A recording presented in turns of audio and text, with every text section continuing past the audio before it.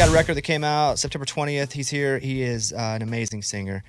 Mitchell, good to see you, buddy. Always good to see you, brother. Thanks for having me. Since I like you and I feel like I know you, I'm going to ask you a question that maybe I wouldn't ask you otherwise. Let's go. I'm so happy that you were nominated for a CMA award. Thank you, man. Now, Thank you so much. Now I say this. I was ready for it. I've known you for a long time. Yeah. Your first number one went number one back in 2018. That's right. You have 3 number ones. Yeah. How are you a new artist? How are you nominated for best new? Like, what is the criteria for that? I've never been nominated for anything CMA. Is that the criteria? I think so. I think it has to do with you can be up to 3 albums and never been nominated, something like that. I mean, you look at Jelly, you look at I remember when there's a few of us that have been around quite a while and get the nomination. I'm happy you got the nomination. I'll take it. I think it's awesome, but when I think about you, I think you've been killing it for a while. Well, thank you, brother. I appreciate that. Yeah, I was surprised too, but I'll like anything, I'll take it, especially from the peers. Were you surprised? Yeah, Was there like a second level that you knew you were in it, or all of a sudden it was just like best new artist? I had no idea when they were talking about when it was coming out or announcing it, and I woke up to a couple texts that said congrats, and I texted my manager. I was like, what are they congratulating us for? Then I got on Instagram and saw it, and that was awesome. In the industry, waking up to those kind of things are amazing. But yeah, I truly didn't know what day or anything that was happening, or I never woke up to anything like that. I never woke up to anything good. You have new music out, but also I do want to bring up the fact that Brooks and Dunn asked you to be on Reboot Part 2, which is a huge compliment. Here's the question. Was that as awesome as it seems? Even cooler, even more awesomer. It was amazing, man.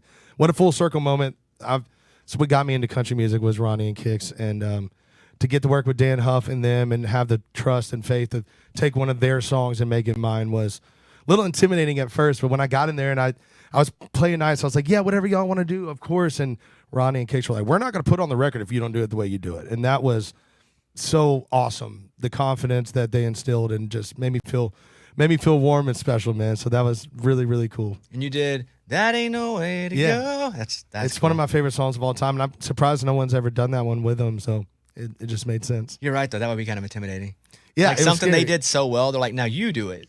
Yeah, getting in there with a guitar part, and Dan Huff too is like, no, I like that guitar. You do your thing, and I was like, okay, all right, and yeah, it was nerve-wracking. When you play all these shows all around the country, you've been doing it for years, and they give you like, some places will give you like a jersey of a local team, college team. How many of those do you have? I have a lot. I have a whole like closet full of jerseys, man. I've been collecting jerseys since I was a kid, but yeah, over the past few years, getting the ones with the names and stuff, I like it. They're memories. I call myself a collector. Wife calls me a hoarder, but I like, just like you, sports cards. It's a problem. Like I love sports, and so jerseys are a big deal to me. And this is how we do it without getting injured. Yes. Yeah, that's how we stay involved without getting injured. I get to feel a part of the team without actually going out and getting crushed. What do you feel like is your favorite piece of memorabilia? Like that you personally have of your career, and then do you have anything at the house that you have from somebody else? Oh man, of my career, that's wild. I think for me, it's probably. The Opry sign when they give you the parking sign. Like for people that don't know, when you have your debut at the Opry, they give you a parking spot and they make a sign that says your name on it. And I have mine right up next to my wife's now, so that's a pretty special one. It's pretty cool to have that with her. And then, man, I played Atlanta a couple years ago, and I'm a Braves fan as a kid because growing up in Nashville, it was Braves or St. Louis. I chose Braves, and Chipper Jones is my favorite player. I did not know he was at the show, and I had his jersey on, and he came up and we talked and did all the thing. He signed the back of it, Hall of Fame, Chipper Jones. So I put that in a frame, and I've got it up there in that memory. And you didn't know he was at the show, and I didn't know he was going to be at the show. That's awesome. That's really cool. I'm wearing the jersey, and that was cool. I felt like such a huge fangirl on it, but he was like, he's so nice. He gave me his number. I appreciate that. Like Chipper Jones, I text every now and then with him, and it's like, that's cool. I don't get it, but I'll take it. Did he come up? Did you find out after the show? Yes, I found out. I found out right before I was going up. Oh, see, I don't want to know then. I want to know after. And then I saw him over in the corner, and then I didn't meet him. And then after that, I got to meet him and spend some time and do the thing. And I'd have been like, don't stare him in the eyes. Yeah, don't oversing. Oh no, I was looking at him the whole time. Does he like this song? What does he think about this? Colby Calais is on one of the songs on your new record. Yeah. So why Colby? How'd that come together? Man, I've been singing with her in my car since college, and Recently the last couple of years, I've gotten to know her. We weren't like super close, but gotten to know her, and I did one of those things. I actually wrote that song with Teddy Swims, another incredible singer, but when I got into the studio to record it, I just kept hearing Colby's voice on it, and I did that thing where you text the artist. I was so nervous. Oh, so you asked yourself? Yeah, I'm so scared. Like I hate asking any favors of anybody or no, that song's not for me, but I did, and she responded back pretty quick and was like, I've been wanting to ask you for something one time, and I was like, oh my gosh. So it ended up working out organically and perfect, and I'm just such a fan of hers, and it was so cool to get in the studio and like be mixing something and hear her voice come back through the speakers instead of just like in my car. I had to stop her a couple times and be like, hey, I'm listening to Colby Calais right now in the other room. I think this is pretty cool. You could be like, hey, will you count me in? Yeah. We do that. We say that joke got overdone a few times. I promise. You covered Iris from Goo Goo Dolls? Yeah, man. Had to do it. It's one of my all-time faves. I've heard you play it.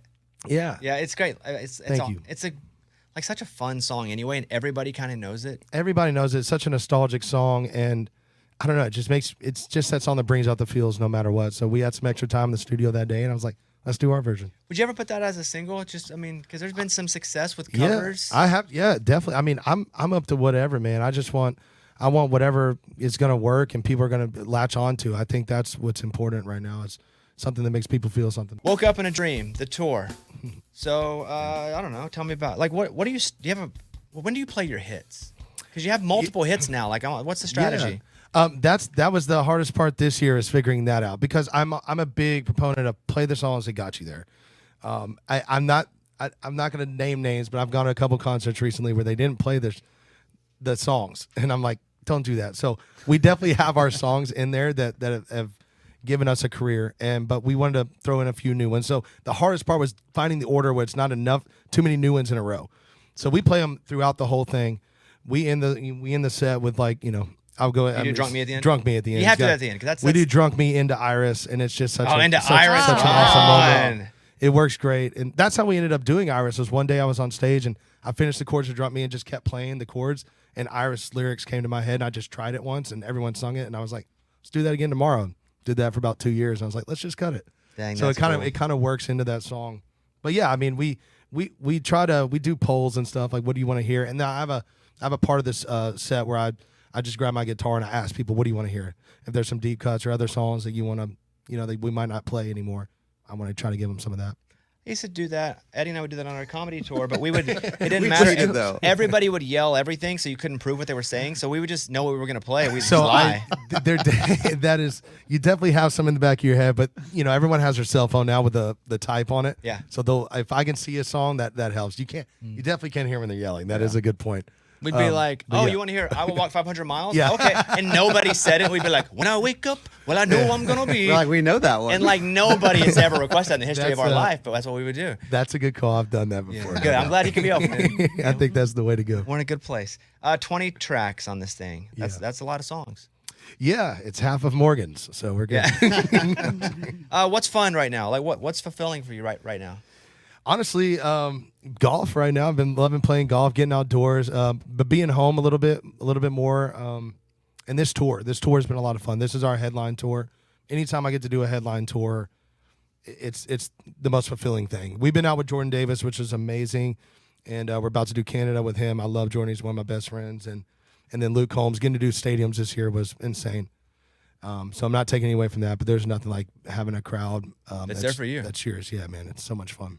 And you're just a brand new artist. You're just a baby artist. I'm just a baby artist, man. Just a baby artist. See him. Brand new. Even you had to laugh a little bit because it's awesome to be nominated. Trust me, when I knew for 6 years, dude. When I knew it was a possibility, I laugh and yeah, I know, and I tell, but it's again, like I'm not complaining. I'll take it, but yeah, we've definitely, especially for the people that have been with us from the beginning. I'm like, thank you. This is a testament to y'all, truly. But yeah, I'm not the newest of new.